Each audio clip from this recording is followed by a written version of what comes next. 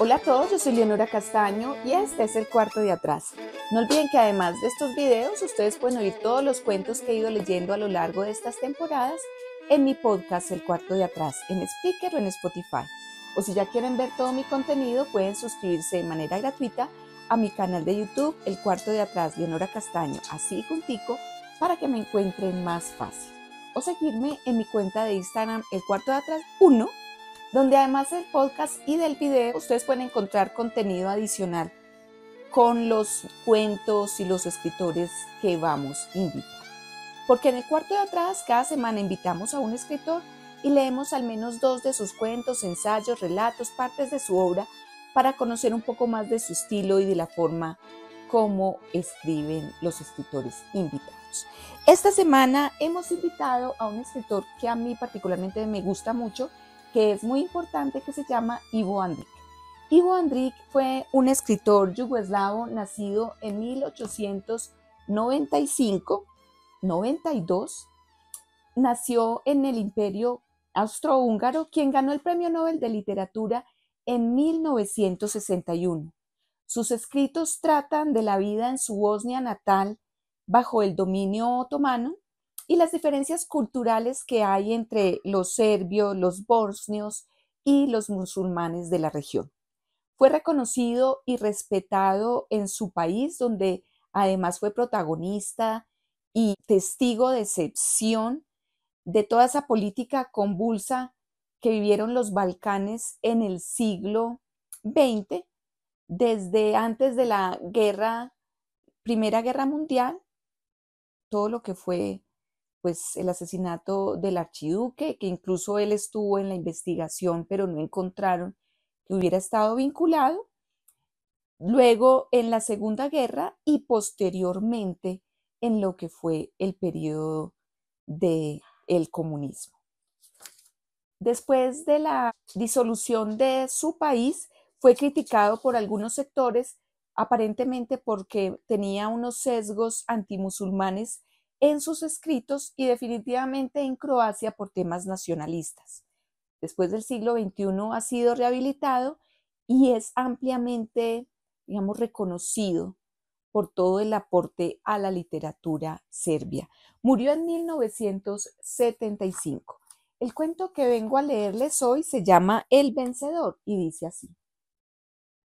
De repente su conciencia despertó y estalló y lo convirtió todo en un fardo y un dolor insoportables que amenazaban con aplastarlo.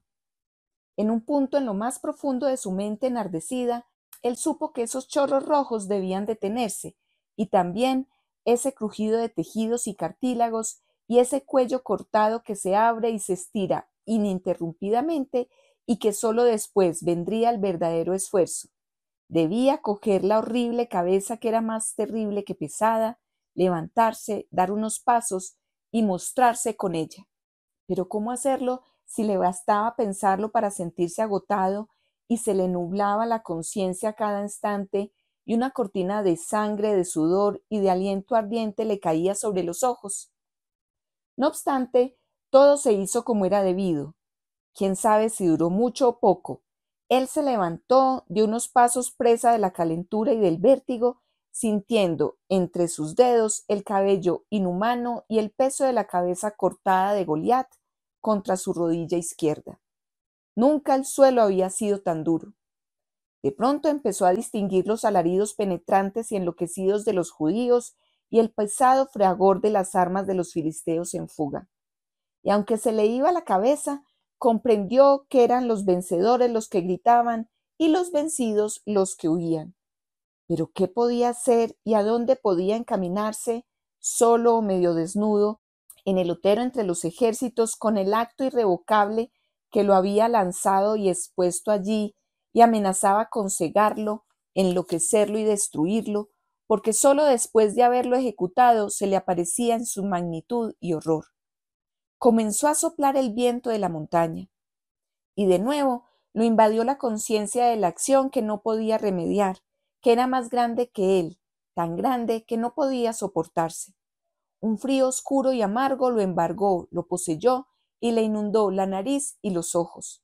Le parecía que se reducía y debilitaba los ojos de todos, Perdía la vista y se le nublaba la mente.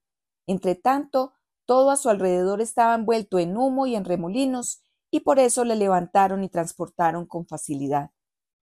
En el ejército se iban acallando los primeros gritos inarticulados, se emitían órdenes, los hombres se reagrupaban, los llevaron por la montaña. Los cantores se reunían, los jefes gritaban y toda la tropa respondía: ¡Viva David, hijo de Jesé! ¡Viva! ¡Viva el futuro caudillo! ¡Viva! Los cantos se mezclaban con el clamor, y él se mecía como una fruta en la rama y no podía erguirse por los dolores y la debilidad, ni podía caer por las manos y los escudos que lo transportaban. Muchas veces había tenido pesadillas, pero cuando se despertaba aterrorizado descubría que nada era verdad, sino un día de fiesta, y afuera estaba la mañana y el ruido de los niños y los pájaros. Sin embargo, ahora estaba despierto y aquello no era un sueño. En numerosas ocasiones, contemplando de noche la niebla encima del lago, había fantaseado sobre la gloria, la victoria y el triunfo, pero esto era un dolor y un fuego del que no se salía. Porque ante la gloria que soñamos no hay acción alguna, y por eso es dulce y nos entusiasma. Pero aquí había un acto en el que se había consumido entero, y todo el triunfo y la gloria que estallaban a su alrededor parecían hacerlo sobre su tumba. Unos son los que llevan a cabo las acciones y otros los que se deleitan exultantes con sus frutos. La acción consume, ciega, ensordece y aniquila. ¿Quién diría que reina tal oscuridad en las almas de los héroes? Durante una gran reunión vio al ganador de las carreras. De los 40 mejores corredores seleccionados entre todas las tribus, él había sido el primero y los había vencido por todo un cuerpo. Se acordaba que en medio del entusiasmo y admiración general, vi al corredor cubierto de polvo que por el sudor se había transformado en barro, con las piernas ensangrentadas, las venas hinchadas, los brazos extendidos impotentes y la boca abierta, la cara mortalmente amarilla, surcada de arrugas y con los ojos girando en las órbitas tristes e inconscientemente. Se diría que el clamor de miles no era más que un obsequio compasivo para el más desdichado de entre ellos. En ese instante se acordó de las ovejas, una por una, y de su padre Jesé, y de sus manos ajadas y del olor de su cuerpo, al que se había acostumbrado desde pequeño y que siempre había preferido sobre todas las cosas, y de su cuchara de madera clavada en la rejilla de la choza, muy alto y bajo el mismo vértice. En ese momento lo bajaron para envolverlo en el manto triunfal que acababan de traer, pero antes de que pudieran sostenerlo, él gimió y cayó de bruces como muerto. Nunca el suelo había estado tan cerca, ni había sido tan duro.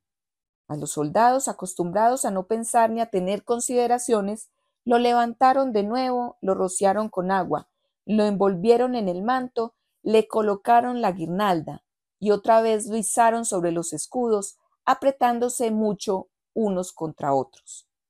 Aparecieron las puertas de la ciudad. La turba ruge, vocifera, manotea y canta. Él sintió el olor de los incensarios que siempre le habían resultado repugnante, y oyó a los sacerdotes que balaban y berreaban, y cómo sus voces se quebraban y mezclaban con los tambores y trompetas, y vio las casas de la ciudad que flameaban, se enderezaban y gesticulaban. Y de nuevo deseó esconderse y desaparecer, pero le fallaban las fuerzas. Medio inconsciente y sintiendo el dolor febril que se iba apoderando de él y tornándose uniforme, por momentos le parecía que aquello era uno de esos atardeceres en los que el mundo conocido salía a tomar el fresco mientras él arreaba el rebaño por la calleja de su pueblo, entre los balidos y berridos de cabras y ovejas y el tintineo del cencerrido zumbón. Se ladeó, pero infinidad de manos lo sujetaban implacables. El blanco de los ojos le sobresalían terriblemente y de sus bellas pupilas solo quedaba una pequeña medialuna negra.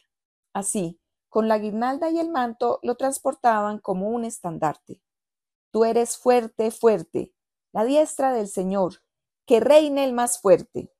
Las ancianas lloraban, los sacerdotes cantaban, los guerreros blandían las lanzas y los ojos de las doncellas casaderas tenían un brillo inusual. Los esclavos recibieron una ración doble y los animales reposaron. y en toda la ciudad no había nadie que no estuviera contento y exultante. Y hasta aquí va este cuento de Ivo Enrique. Soy Leonora Castaño y les envío un abrazo. Si les gustó el cuento, no olviden darle me gusta, dejarme todos sus comentarios y compartirlo con amigos y conocidos. Aquí los espero con una nueva lectura. Gracias.